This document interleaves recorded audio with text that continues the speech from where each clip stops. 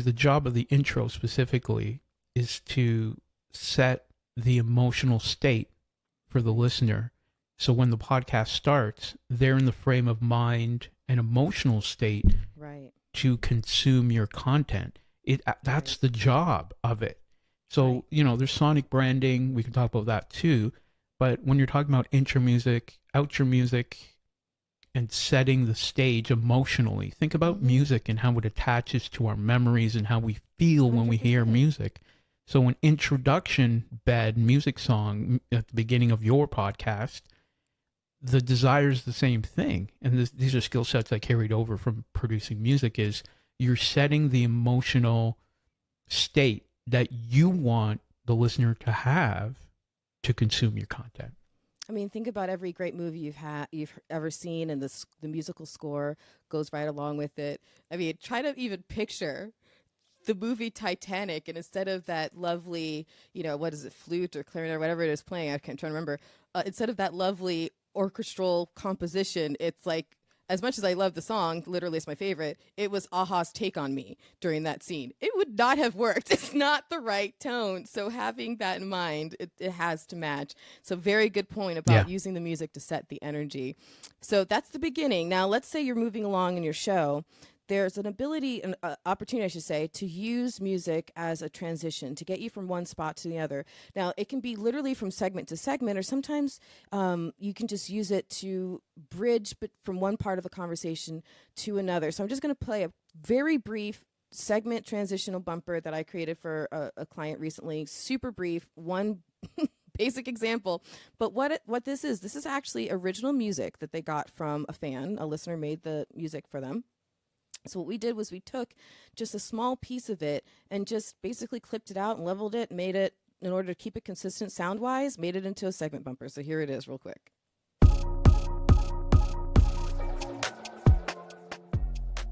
Then they start talking. It just levels down, and then they keep going. But it's still in line with the conversation, with the overall tone, and with the branding. So how do you use transitional music in with your shows that you produce? So because I come from a movie background and from radio, a lot of the time we'll have what's called bumpers and transitional elements, especially in the shows I produce. So for those talk shows on the commercial radio, the sentiment of them is very corporate and cold on purpose because it's sort of information, news. Right, This is right, official. right. But when you're talking about doing transitions, there's sort of two frames of thought there where do you use music or do you just use a sound effect? Mm-hmm. And it really depends contextually on the podcast, but the music should have a mood to it, right? And people always forget about one other important thing besides the key of the song Mm-hmm. is the tempo. Mm-hmm. So if it's a higher tempo, there'll be more energy to it. Right, And if it's a slower tempo, there'll be less energy. right. So depending on where your transition is, I say this all the time, you want to manage the energy of the listener. So if you've Mm-hmm. been talking for half an hour and maybe there's an ad coming in or you want to do a new segment, you want to give the listener a break. So the type of music there could kind of be upbeat. Here, let me give you some energy because you've been listening to us talk for half an hour. Right, So right. let's make it upbeat and quick and have the key be a major key. So Right. it kind of gives the listener some energy. But And here's the so new topic. Or that would work in a corporate conversation, but just as a caveat, you don't mhm, want to do that if, let's say, the conversation is about grief. You don't want to then just bust in with a "Hey, happy-go-lucky" exactly. ad.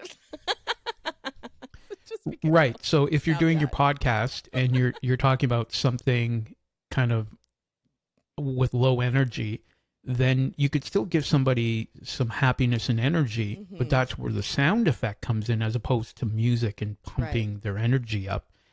And you want to think about the segments. So one segment, it has a certain tone to it, and then another one has a certain tone to it.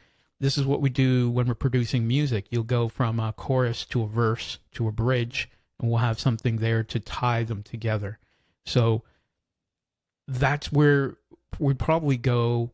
I remember I was doing a Remembrance Day thing, and that's pretty low energy as far as reflection on sacrifice and that sort of thing. So we used horns and typical things that were in minor keys just to keep the energy kind of there.